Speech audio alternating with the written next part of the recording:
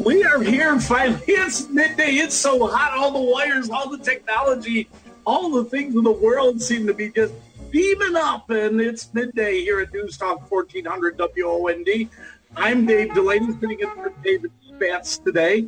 And I got a jam-packed show with all sorts of great guests. And my guests, I have to thank each one personally because they've been very patient with me as we've been dealing with technological issues. But we're going right to, I'm really excited about our first guest. And Brian, I don't know how to pronounce your name because you're from New Orleans, and P-A-S can be pronounced many different ways. So, Kelly said, well, what question you're going to ask? I'm going to ask Brian, how do you pronounce your last name? His last name. Can you hear me okay? You are great. I can hear you. Very good. Terrific. It's pronounced Tice. It's actually, it's a German name, so it's not easy. If you're from Germany or Italy, you get it right the first time. If you're from America, it's about less than 0.001%. So don't worry. New York, and my Buffalo accent throws everything off. So oh, really? There you go. So everybody, so now that you know that Brian Tice is my guest, his book is, I don't know if you could time this book more perfectly, The Infinite Feast, How to Host the Ones You Love, Recipes from the Big Easy and Beyond.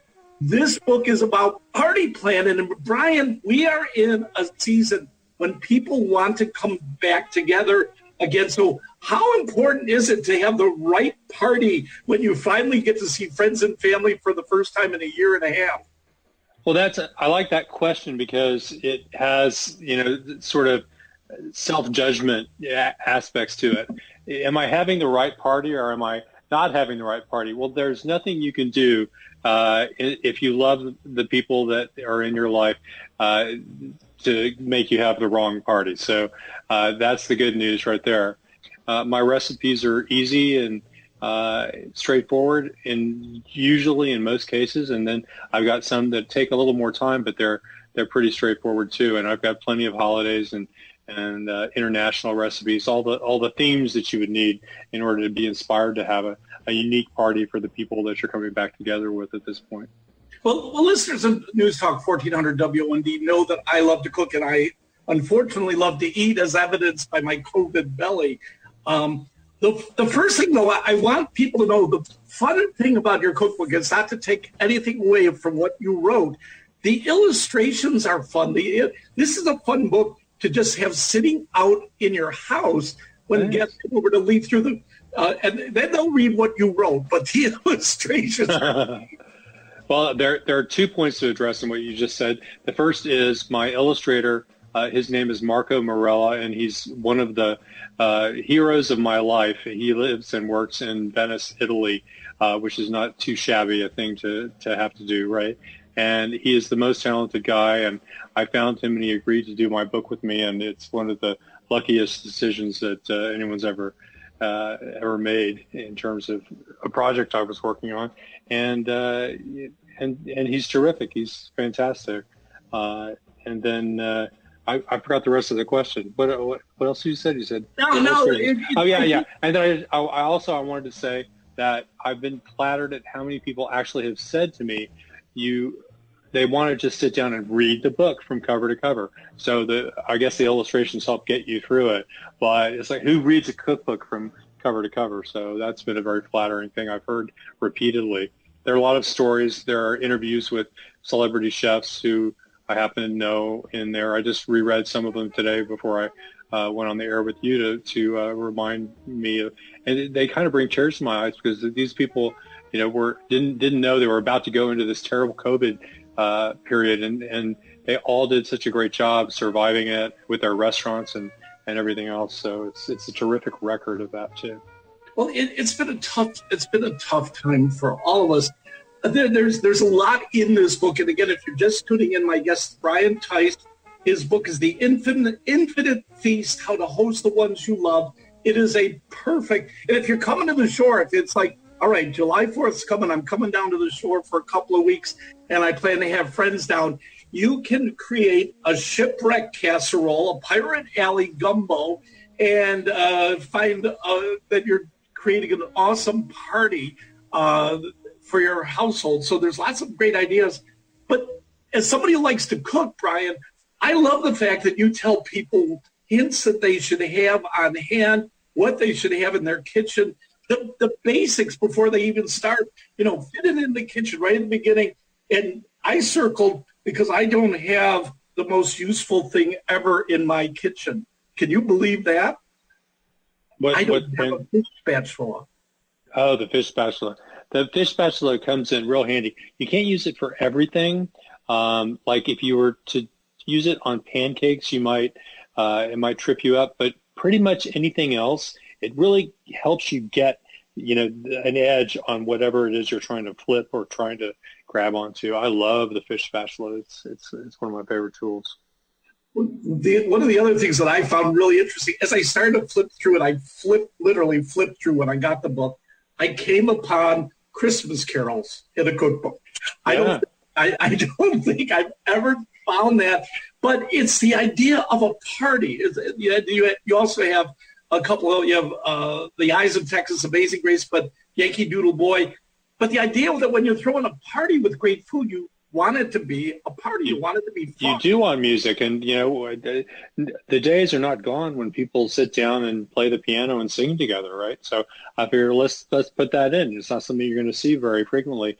I think people like to include their own idea of what a good mix would be. Like, here's my playlist, and play this playlist when you have my food. But I took this a step further. I picked out 7 songs that were in the public domain and said, okay, my friend who is a big musician, can you find me a guy that'll do arrangements in Nashville? And he did, and the guy was great, and he did them, and so that's how I was able to publish them. I couldn't just publish anybody's music, right? So that was a fun thing too.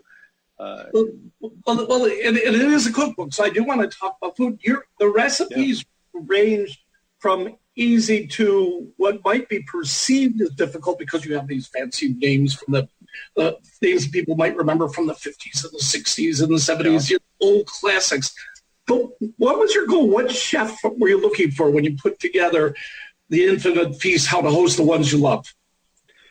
So to your point, there are varying levels of effort would be the way I would describe what goes into the different recipes in the book. I don't think that there is anything that is too complex or difficult for somebody to do. They just need to have the wherewithal and the stick-to-itiveness, as my grandmother used to say, which I think is maybe a term that came about during World War II. In any event, as long as you get your ducks in a row, everything in the book is going to be very straightforward. You will say, okay, here's step 1, step 2, step 3, step 4.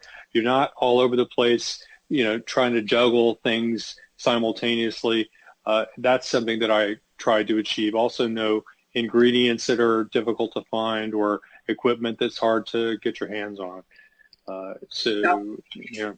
Now, I mentioned the gumbo because, again, here at the Jersey Shore, we've been known that in the history there were some pirates hanging out in Brigantine once upon a time. First I love a good gumbo, and second I saw Pirate Alley gumbo.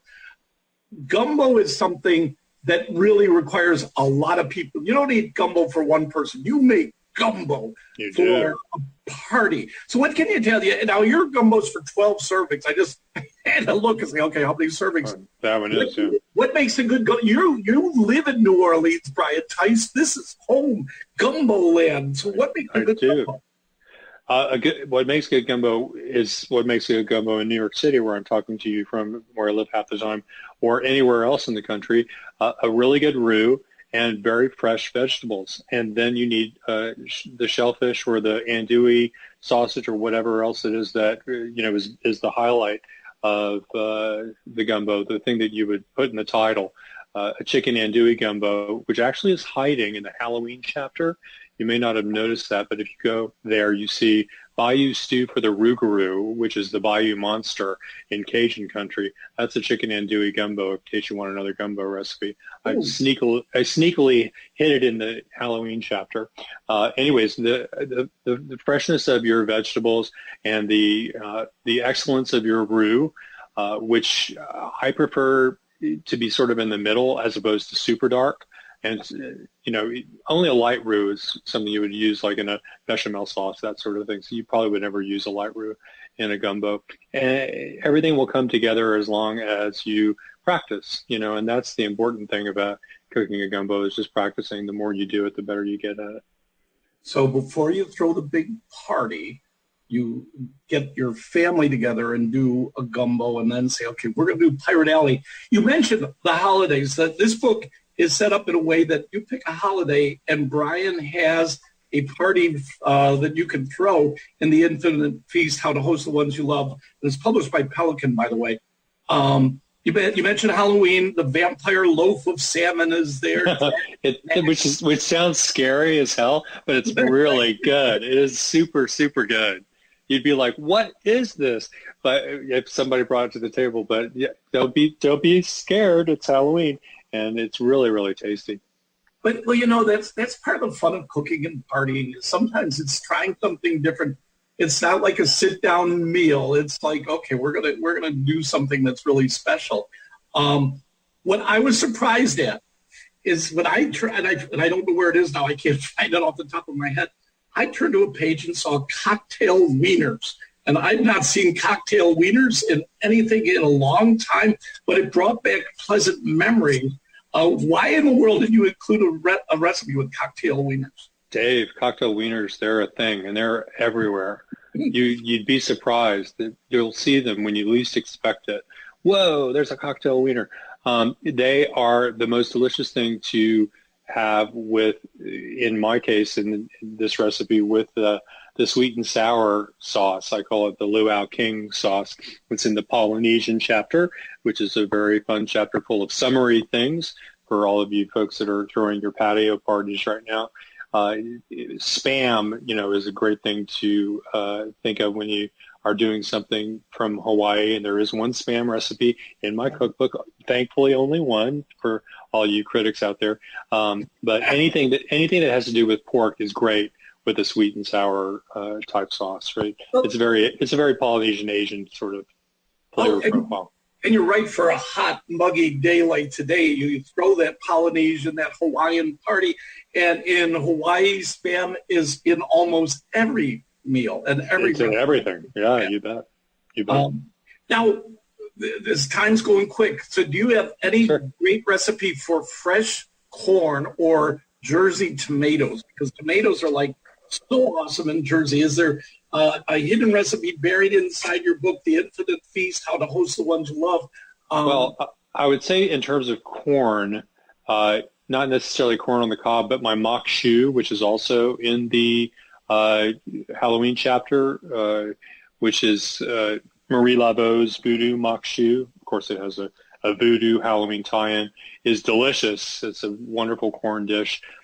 Tomatoes, I would be in a situation where I would be making some sort of red gravy if I were dealing with tomatoes at this point in the year. I'm not personally sort of a tomato salad kind of guy. Mm-hmm. Although you've got a great salsa recipe and lots of red gravy recipes if you want something Italian from the Italian chapter. So.